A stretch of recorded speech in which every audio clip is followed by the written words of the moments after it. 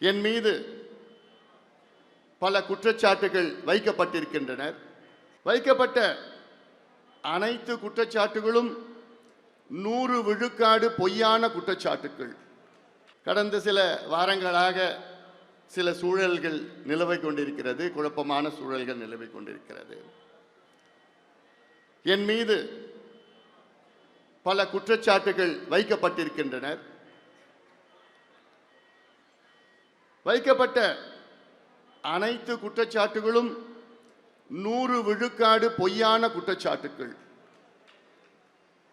இதில்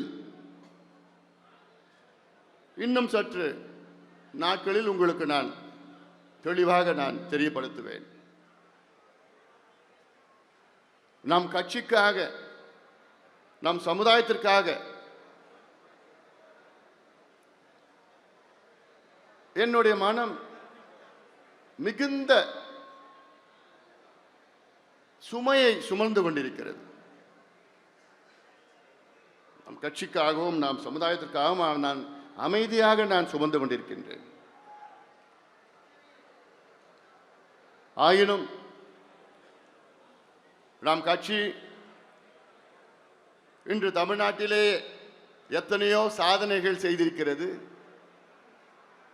இந்தியாவிற்கு எத்தனையோ சாதனைகள் செய்த கட்சி நம் கட்சி. இன்னும் தொடர்ந்து செய்வோம், செய்ய இருக்கின்றோம். இதில் நீங்கள் களத்திலே சென்று நம் வேலை திட்டங்கள், குறிப்பாக நம்முடைய கட்சியின் புதிய உறுப்பினர்களை நீங்கள் சேர்க்க வேண்டும். இருக்கின்ற உறுப்பினர்களுக்கு நீங்கள் நம்முடைய கட்சி அட்டையை கொடுத்து, உறுப்பினர் அட்டையை கொடுத்து நீங்கள் பலப்படுத்த வேண்டும். இதை நீங்கள் வேகமாக இதை செய்ய வேண்டும். செய்ய முடியுமா? முடியுமா? நிச்சயமாக நம்மால் முடியாது எதுவும் கிடையாது. அந்த வகையில் நீங்கள் களத்திலே இறங்குங்கள், நாம் வெற்றி பெறுவோம்.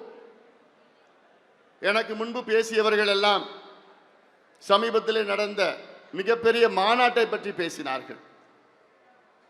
இந்த மாநாடு இந்தியாவை திரும்பி வைக்கப்பட்ட மாநாடு. இந்தியாவே திரும்பி பார்த்த மாநாடு நம்ம மாநாடு.